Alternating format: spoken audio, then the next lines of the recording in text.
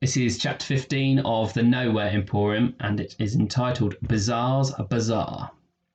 The Nowhere Emporium arrived in New York on 30th of October 1929. It has a magic all of its own, this city, said Mr. Silver, staring through the sepia-tinted windows from behind his desk. The buildings, skyscrapers they call them, are growing taller by the day, it seems. It's as if they are racing to touch the sky. There was no place like it.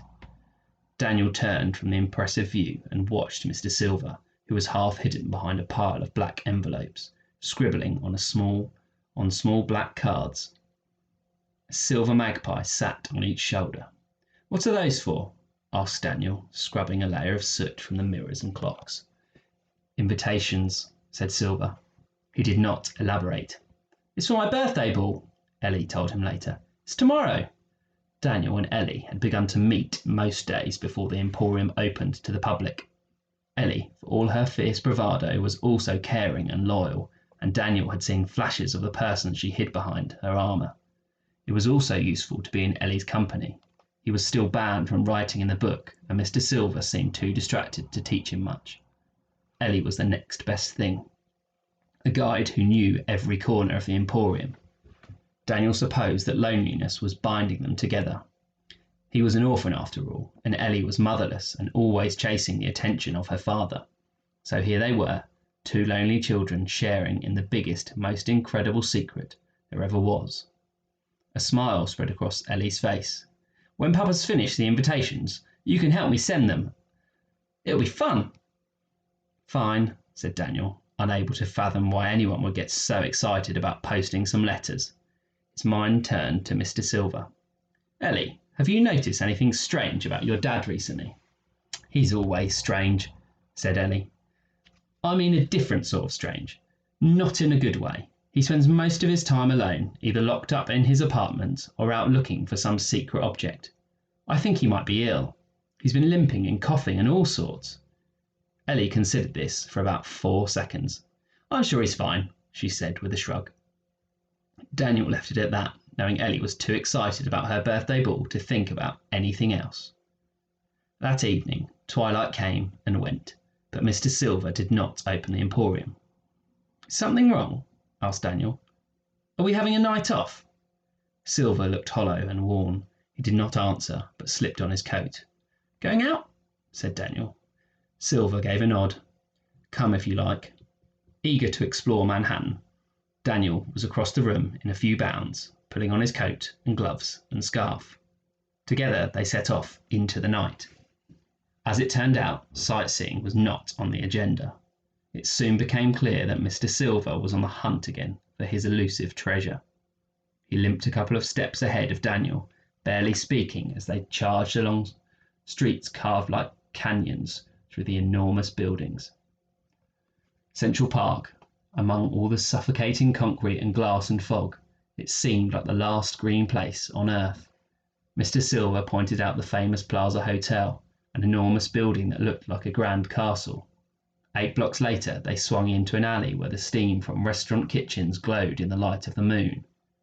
They walked until they reached a plain brown door. At first, it seemed to be the back entrance to a store or cafe or hotel.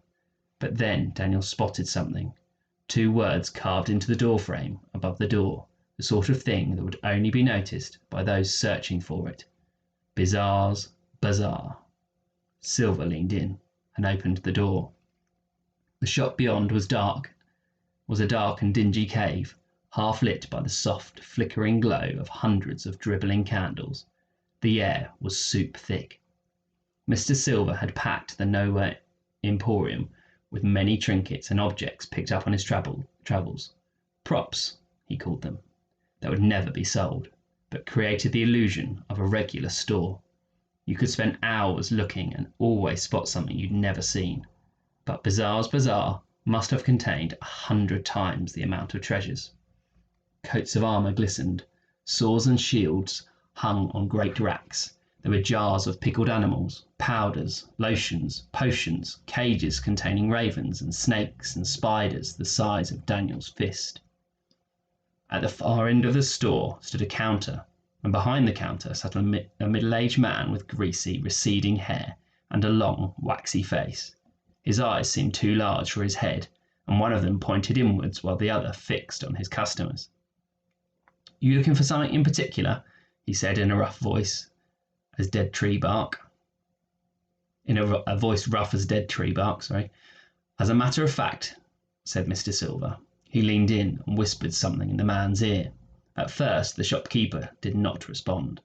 He sat back in his chair and reached under his desk, and when he brought his hand back up, it held a large onion. He raised the onion to his mouth and took a bite, skin and all, as if it were a juicy apple. "You're in luck, my friend," the shopkeeper said, onion juice dripping from his yellow teeth. Silver took a sharp intake of breath. He closed his eyes for a moment. When he opened his eyes, there was a spark in them that Daniel had never seen before. "Show me." The shopkeeper's yellowing eyes lingered on Silver's dusty old suit.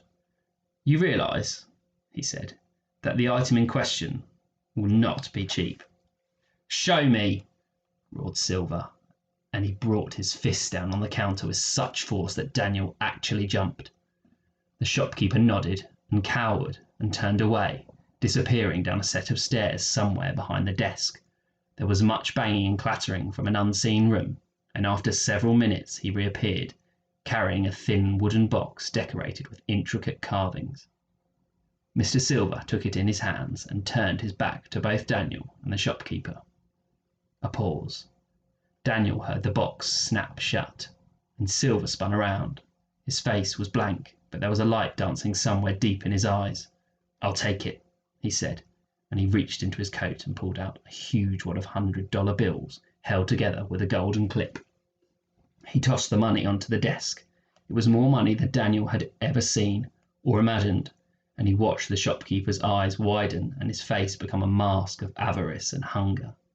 He dropped his raw onion to the floor and wiped the drool from the corner of his mouth, scooping up the money and cradling it in his hands like a baby. "Do we have a deal, or don't we?" Silver asked impatiently. "Oh, yes," said the shopkeeper, and he held out a long hand that was both the colour and texture of blue-veined cheese. "We have a deal, all right. We have a deal."